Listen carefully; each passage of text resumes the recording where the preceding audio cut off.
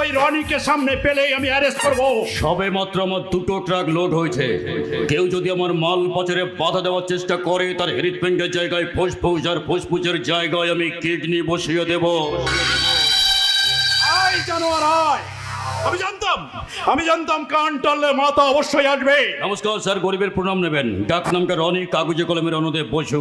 আমার সংবিধানে একটাই নিয়ম স্যার, সইটা করি মারবার আগে আর স্টাম্পটা আমি সেকে দিই মারবার পরে।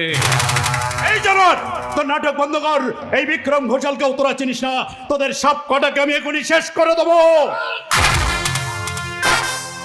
এই, ভাই সালা অফিসার, নিরস্ত্র হয়ে গেছেন বলে একদম ঘাবড়ে যাবেন না।